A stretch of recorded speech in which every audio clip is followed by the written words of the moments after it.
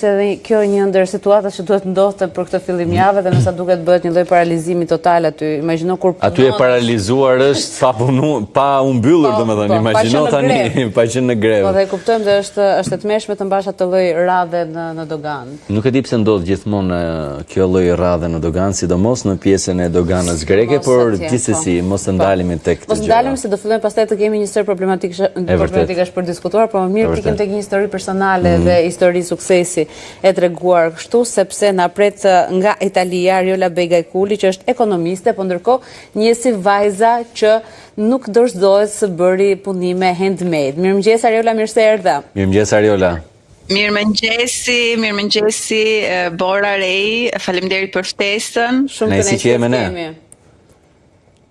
Kënaqësia është e gjitha imja. Faleminderit. Unë e thashë pak më herët që ty nuk të zhbëri fakti të qenit në Shqipëri apo në Itali për të bërë punimet e tua handmade. Nuk të bëri fakti për të qenë një vajzë e besimit musliman, por me shami apo pa shami, për të vazhduar sërish pasionin tënd. Duket njohur kështu edhe personalisht. Ne jemi njohur bashk në fillimet e punës time dhe normalisht kur më ke ftuar edhe sot për të folur, nuk mund të thoja jo.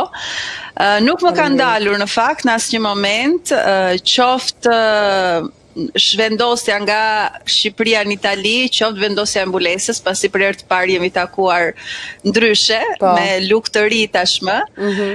Po them që nuk më ka ndalur sepse poshtë shamis mbeten përsëri unë. Ariola kreative, Ariola luftarake, Ariola që nuk dorëzohet. Kështu që është nëse normale, domethënë që mbetesh përsëri ti, Ariola, ajo është e padiskutueshme. Por ama a mbeten njerëzit njësoj në momentin që qasen me ty? Pra se kjo gjëja ndryshon pak a shumë tek njerëzit edhe për shkak të mentalitetit edhe mos pranimit të tyre fetar ose për zgjedhje të ndryshme që njerëzit bëjnë. Qëndron, po besoj se ky nuk është problemi im në fund të ditës. Unë jam e vetëdijshme, domethënë, për të gjithë peshën që mbart shamia ime, është pjesë e identitetit tim fetar, pjesë e asaj që unë jam, dhe në asnjë moment, unë duke qenë e vetëdijshme për këtë, nuk friksohem as pak paragjykimeve, mendimet ndryshe.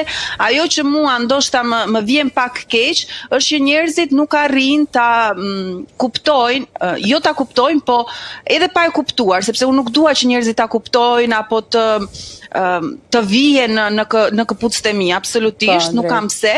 Por pavarësisht kësaj, neve dim ku e kemi limitin, dim ku e kemi kufirin, nuk kemi pse shprehemi. Domethënë mund ta respektojmë dikë edhe pa e kuptuar, edhe pa qenë si ata.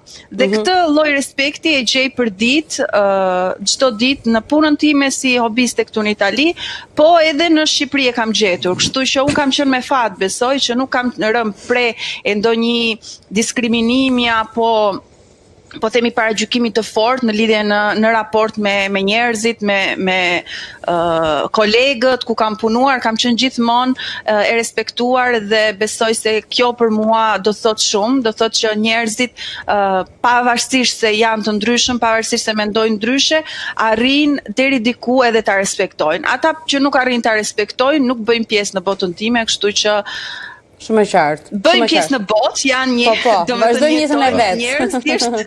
Por jo te jote. Nuk bëjmë pjesë në rrethin tim. Është e qartë. Dhe si arrite ti, Ariol, që të bësh pjesë e panaireve italiane, panairet që promovojnë punime handmade?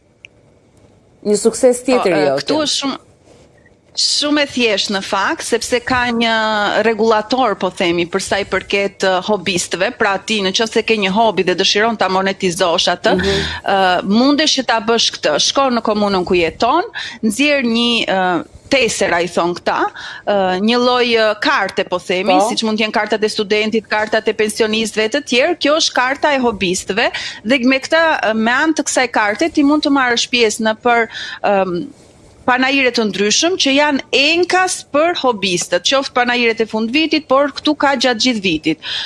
Ideja është që nuk mund të marrësh pjesë çdo ditë, por janë të organizuar për shembull një herë në javë ose 2 herë në muaj, varet shumë nga entet që i organizojnë, pasi ka ente të kastilshme, po themi, që i rregullojnë, që merren me rregullimin me organizimin, me pranimin, pra duhet bësh kërkesë për t'u pranuar dhe kështu funksionon. Domethënë, për mua ka qenë shumë e thjeshtë. Ka qenë e thjeshtë, po ku konsiston tani puna jote? Pra punimet e tua nuk janë më ato kornizat me gur, po janë të një lloji tjetër. Janë edhe ato. Vazhdojmë domethënë të bëj korniza, e kemi filluar fillimisht në kornizat me gur dhe nuk mund t'i heq nga faqja, pasi kam klient që vazhdimisht në kërkojnë, por kam shtuar edhe qërinë që janë bërë një pjesë shumë e bukur e këtij rrugëtimi tim handmade dhe më kanë dhënë një dashuri, një kënaqësi të papar, për sa i përket qoftë pjesëmarrjeve në përpanajire që e kanë shtuar të interesin e njerëzve rreth punimeve të mia, por edhe duke krijuar workshope në prezencë, që është për mua një event i veçantë, po themi, një takim me njerëz të rinj, në të cilën ndajmë pasionin për handmade, për qirint, ata vinë, çdo gjë është gati dhe bëjmë pjesë e kësaj eksperience të krijuarit të një qiriu nga fillimi në fund dhe pastaj e marrin në shtëpi të paketuar. Gjatë eventit normalisht ka edhe ndonjë pije, ndonjë që mund të bësh edhe komunikim, po. Domethënë ndonjë diçka për të prekur, sa pushim për shembull, për të ngër, për të ngrënë, për të pirë, për të biseduar, kesh mundësi që të kesh akses për të komunikuar. Po. Janë njerëzit shumë të angazhuar, kam përshtypjen? Po, janë të angazhuar dhe kjo është një pjesë, po themi, të ngadalsojnë, të gjejnë veten, të bëjnë një diçka ndryshe gjatë fundjavave dhe un kam disa data çdo muaj, tani gjatë dimrit më shumë, që organizoj këto laboratorët, workshopet në prezencë. Ariola, është kjo e vetmja punë që ti bën në Itali, apo jo? Pra ti nuk duhet që të dash nga shtëpia, bën këto workshopet, bën mësimet online.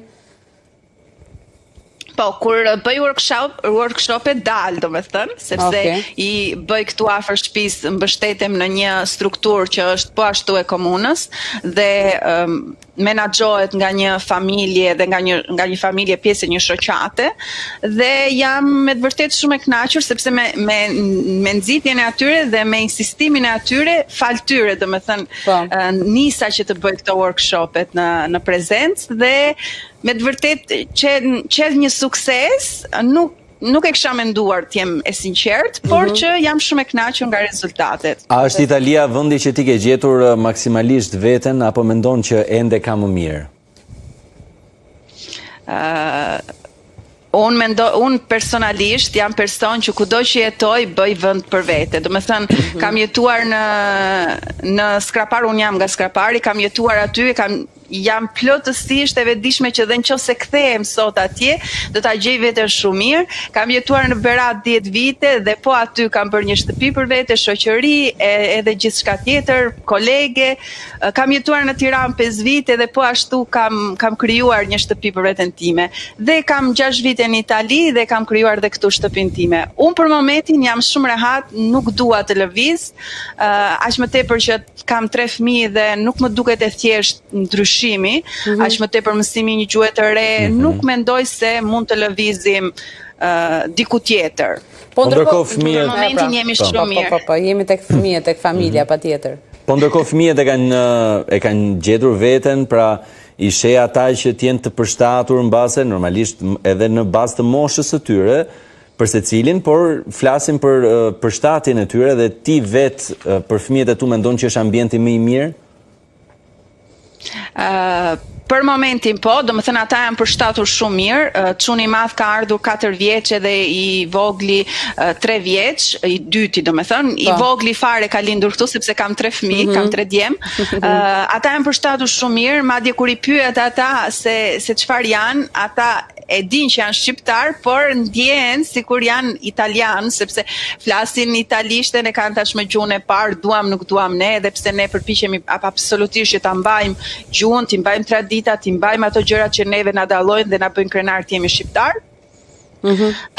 Por e ndjejnë veten domethënë njësoj si fëmijët e tjerë që janë këtu, që mund mos jenë italian, mund të jenë nga nacionalitete të ndryshme, por duke jetuar këtu, e ndjejnë veten italian, po themi, në 70%. Po, e sigur, pra, sepse normale që aty janë rritur, aty vazhdojnë jetën e vetë, vazhdojnë mësimet, që kështu edhe shoqërinë dhe ata shokët e parë ndoshta i kanë pasur po nga aty, që kështu patjetër është çështja e përshtatjes dhe fëmijët përshtaten më shpejt. Dhe bëjnë edhe më të lehtë jetën edhe prindërve duke. Mësin dhe gjuhën shpejt, pra çdo gjë e kanë më të lehtë, ndërkohë që prindrit kanë sakrificën më të madhe në këtë mes.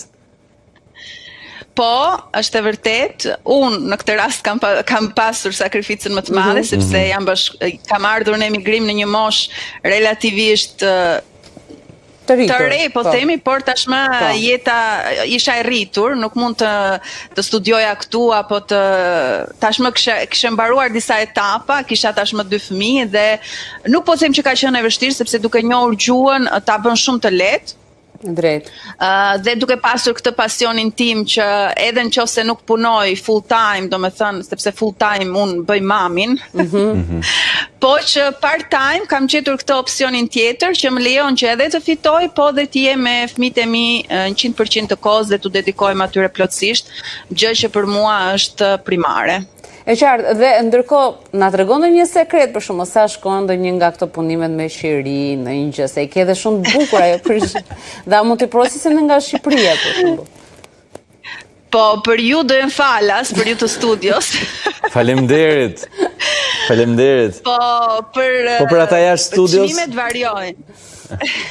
Për ata jashtë studios çmimet variojnë nga më i liri, po them unë, tek më i shtrenjti. Për shembull, unë kam këtu disa që më të tregoj. Për shembull, ky është një qiri liber, pra në formë. Dhe ky kushton 35 euro, sepse peshon gati gjysmë kilogram. Por këtë e kam shitur në ofertë 25 sepse kishte disa detaje jo perfekte, siç doja unë që të dilte. Kemi pastaj një formë liber, po më të vogël, kjo është 20 euro, thjesht për të krijuar idenë e çmimeve. Pastaj kam në kontenitor, ky është pjesë e koleksionit të ri që unë po krijoj dhe i është dedikuar totalisht Shqipërisë. Ky format është goxha i madh dhe kushton 30 euro, por do ndalem pak, nëse kemi kohë, dua të ndalem pak më shumë te ky koleksioni për Shqipërinë. Është një koleksion që çfarë shkruan aty, të lutem, Ariola? Çfarë shkruan aty? Atdheu im. Atdheu im. Okej. Është një koleksion që do të ketë 3 qiri, një nga ta do të jetë Atdheu im, tjetri do të jetë Kuq e zi dhe njëri do të jetë Mall. Dhe ideja është të sjellë gjithë Shqipërinë në një qiri nëpërmjet aromave dhe ngjyrave. Ky është totalisht i kuq, 2 të tjerë do të jenë njëri Kuq e zi dhe njëri me shumë ngjyra, për të sjellë të gjitha ngjyrat e Shqipërisë, të gjitha aromat në një qiri të vetëm, në një koleksion që e kam bërë me shumë dashuri, aq më tepër që tamam këtë verë nuk kam qenë në Shqipëri dhe kam me të vërtet shumë mall, por na kthejnë, besoj, jo vetëm mua, po të gjithë emigrantëve, ato aromat na kthejnë te fëmijëria, na kthejnë te toka jon dhe na kthejnë te rrënjët tona. Shumë e bukur, shumë e bukur dhe shumë komplimenta, Ariola. Ndërkohë, sa kohë të hanë të gjitha këto punimet e tua? Të paktën një nga ato. Duan kohë, një qiri minimalisht nga fillimi në përfundim me gjithë dekorin, mund të marri 30 deri në 60 minuta, varet shumë edhe nga madhësia, varet shumë nga dekori që do bëj. Unë zakonisht më pëlqen që t'i dekoroj kështu me kujdes edhe me të kenë të gjitha ato elementet që unë dëshiroj që të pasqyrohen dhe më erë gati një orë kohë. Pastaj, nëse për shembull bëj disa njësoj, merr më pak kohë sepse e shfrytëzon, po themi, në maksimum njëra pas tjetrës, edhe dylli për shembull do ta ngrosh, po themi, do ta shkrish për të gjithë një herë dhe nuk të merr aq shumë kohë. Pra kurse në kohë pakës nëpërmjet etapave të ndryshme. Po punimi më i kërkuar, kush është punimi jot më i kërkuar? Punimi më i kërkuar janë këto qirin kështu në kontenitor, ky është formati më i shitur. Kam nga më të ndryshmet, këtu është një kombinim, po themi, i një forme me kontenitorin. Forma është në formë zëmre, me disa detaje lulesh, dhe poshtë është përsëri dylli dhe ky digjet komplet i gjithi.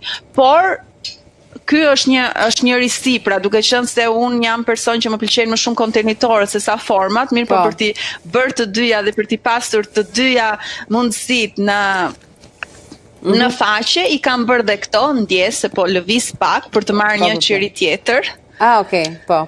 Ky është qiriu dhe formati që shitet më shumë dhe është më i kërkuari. Fantastike, të lumshin doçkat. I ke bërë shumë të bukura të gjitha. Edhe pat sa më shumë punë të mbar, edhe pat shëndet bashkë me familjen tënde. Faleminderit që ishe me ne sot. Faleminderit edhe juve sa më shumë sukses. Faleminderit ishte shumë kënaqësi. Çdo të mirë edhe unë. Gjithë mira. Do dëgjohemi për t'ju dërguar qirint. Po, patjetër, i mirëpresim. Faleminderit. Faleminderit. Pafshim. Ndërkohë jemi gati. Jemi gati e dashur Bor dhe ju të dashur miq për të shkuar tek tendencat 5 ditore me Tanjën tonë. Shkojmë.